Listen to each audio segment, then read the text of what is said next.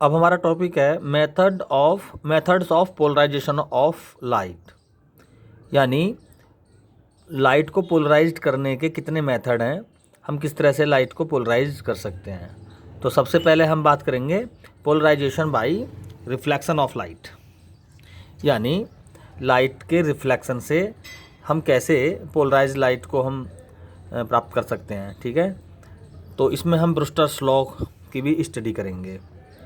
तो actually reflection से polarisation सबसे पहले साइंटिस्ट मेलस ने 1808 में रिफ्लेक्शन ऑफ लाइट से पोलराइज लाइट को प्राप्त किया।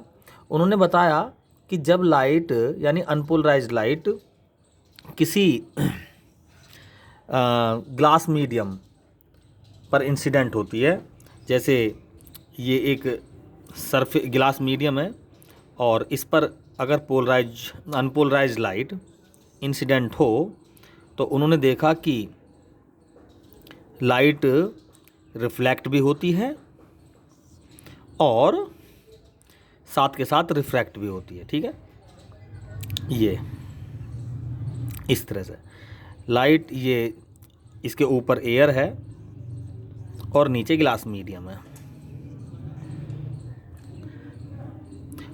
तो अगर देखो, हम जानते हैं कि जब रिफ्लेक्शन के फिनोमेना या रिफ्रैक्शन को हम देखते हैं तो नॉर्मल भी बनाते हैं।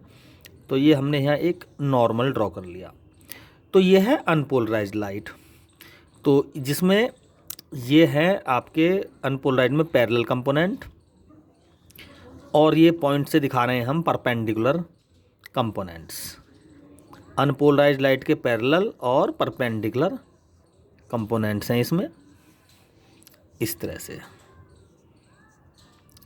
ये पैरेलल एरो और हेड वाले जो कंपोनेंट हैं ये पैरेलल कंपोनेंट्स हैं, और ये पॉइंट्स से जो डिनोटेड हैं ये है परपेंडिकुलर कंपोनेंट, यानी प्लेन के परपेंडिकुलर, कुछ इस तरह से। ठीक है, अगर प्लेन के पैरेलल हैं तो ये हैं ऐसे, और परपेंडिकुलर कंपोनेंट ये हैं। ठीक है, तो जैसे ही साइंटिस्ट मेलस ने देखा कि जैसे ही हम ये लाइट किसी ग्लास मीडियम पर इंसिडेंट होती है तो ये जो परपेंडिकुलर कंपोनेंट हैं ये तो रिफ्लेक्ट होते हैं,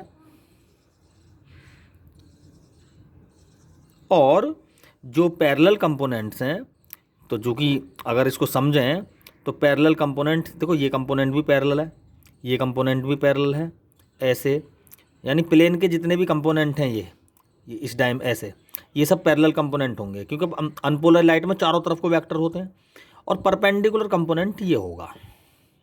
तो परपेंडिकुलर कंपोनेंट तो रिफ्लेक्ट होकर वापस चले जाते हैं, और पैरेलल कंपोनेंट, जैसे ये कंपोनेंट है ये पेनिट्रेट कर, ऐसे समझ सकते हैं जैसे ये पेनिट्रेट करता हुआ अंदर चला गया हो, तो ये कंपोनेंट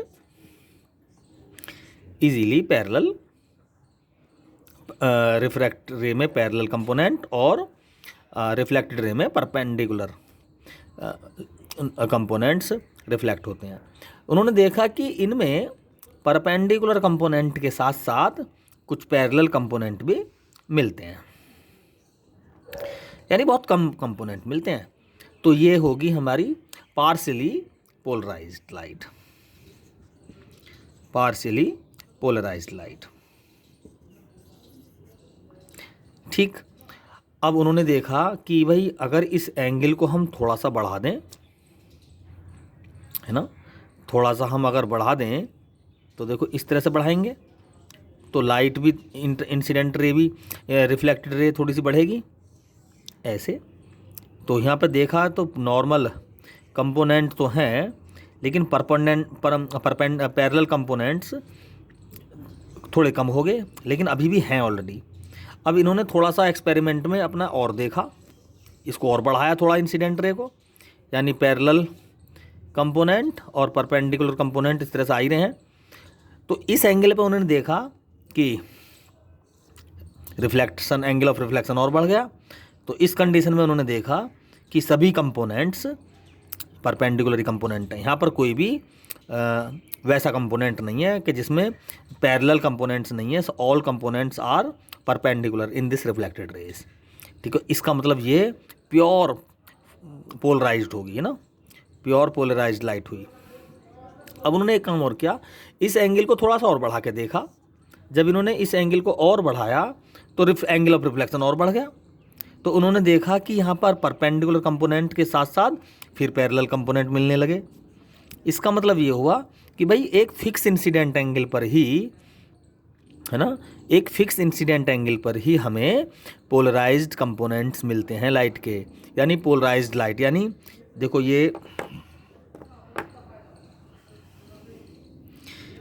जो कंडीशन है, देखो ये वाली जो कंडीशन है, केवल इस कंडीशन में क्या मिला, पोलराइज्ड कंपोनेंट, सॉरी ये नहीं, ये वाली रे मिली जिसमें सभी कंपोनेंट्स कैसे हैं, पोलराइज्ड। ठीक है, इसमें तो मिक्सअप था टोटल। ठीक, अगर इससे इंसिडेंट एंगल कम करते हैं तब भी हमें फुल पोलराइज नहीं मिलती, और इससे ज़्यादा करते हैं तब भी प्योर पोलराइज हमें लाइट नहीं मिलती। केवल इस एंगल पर हमें कैसी लाइट मिलती है, पोलराइज। तो इस एंगल को हम एंगल ऑफ पोलराइजेशन IP बोलेंगे। ठीक है, और ये हो जाएगा एंगल ऑफ रिफ्लेक्शन, इसको RP बोल सकते हैं। तो हम इसको तो साइंटिस्ट ब्रूस्टर ने इससे रिलेटेड एक लॉ दिया कि ये तो फर्स्ट मीडियम एयर है, ये सेकंड मीडियम गिलास हो गया, तो फर्स्ट मीडियम के रेस्पेक्ट में सेकंड का रिफ्रैक्टिव इंडेक्स 1 and 2 अगर मैं लिखूं तो वो 10 IP के इक्वल होगा। ये साइंटिस्ट ब्रूस्टर ने लॉ दिया, इसको हम ब्रूस्टर्स लॉ भी बोलते हैं, कि यदि फर्स्ट मीडियम के रेस्पेक्ट में सेकंड मीडियम का रिफ्रैक्टिव इंडेक्स n है तो n = 10 IP, where IP is the angle of polarisation. ठीक है, इससे आगे थोड़ा सा इसको और सोल्व किया गया। देखें ज़रा, ये अनपोलराइज लाइट इस पॉइंट पर इंसिडेंट हुई है, यहाँ से ये रिफ्लेक्टेड रे, ये कोई फिक्स इंसिडेंट एंगल है यानी एंगल ऑफ पोलराइजेशन है, जिस पर हमें फुल्ली पोलराइज लाइट मिल गई। परपेंडिकुलर कंपोनेंट है प्योर इसमें, और इसमें पैरेलल कंपोनेंट्स हैं। ये ब्लैक पॉइंट से यहाँ पर परपेंडिकुलर कंपोनेंट ऑफ लाइट है और ये पैरेलल कंपोनेंट्स ऑफ लाइट हैं। यहाँ पर अनपोलराइज लाइट, इसमें पैरेलल और परपेंडिकुलर केवल 2 टाइप्स के कंपोनेंट हमने दिखाए हैं। तो स्नेल लॉ से हम लिख सकते हैं 1 and 2 = sin IP upon sin R, और according to Brewster 1 and 2 = 10 IP,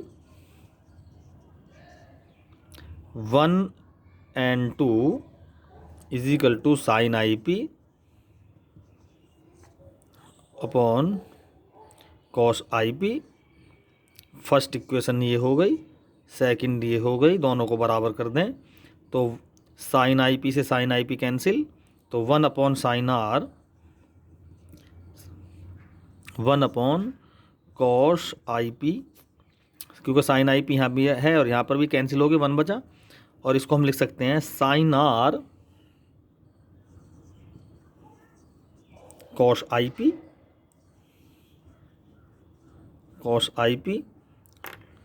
और sin R = sin 90 - IP, यानी cos IP को sin 90 - IP लिख सकते हैं। इसको हम कंपेयर कर रहे हैं तो 90 - IP, तो 90 - IP यानी R + IP क्या हो गया, R + IP हो गया 90 डिग्री। यानी इसमें देखें ज़रा, R है ना, R + IP = 90 डिग्री है, तो R और IP यानी ये वाला एंगल और ये वाला एंगल का सम 90 डिग्री, और पूरी लाइन ये क्या है 180, तो फिर ये एंगल कितना हो गया भाई, ये भी 90 डिग्री हुआ। इसका मतलब ये हुआ कि एक फिक्स इंसिडेंट एंगल जिस पर हमें फुल्ली पोलराइज्ड लाइट मिलती हैं, ठीक है, रिफ्लेक्टेड रे भी और रिफ्रैक्टेड रे भी दोनों ही हमारी कैसी हैं, पोलराइज्ड, तो उस कंडीशन में दोनों लाइट रे के बीच में जो एंगल बनेगा वो 90 डिग्री बनेगा। ठीक है। या दूसरे इसका उल्टा हम कह सकते हैं कि यदि रिफ्लेक्टेड और रिफ्रैक्टेड रे के बीच में 90 डिग्री का एंगल बना हुआ है तो वो दोनों ही रे कैसी होंगी, फुल्ली पोलराइज्ड होंगी, और उनका जो इंसिडेंट एंगल होगा वो एंगल ऑफ पोलराइजेशन होगा। ये साइंटिस्ट ब्रूस्टर ने हमें बताया। और ठीक है, तो इस तरह से हम रिफ्लेक्शन से पोलराइज्ड लाइट को प्राप्त कर सकते हैं। Thank you.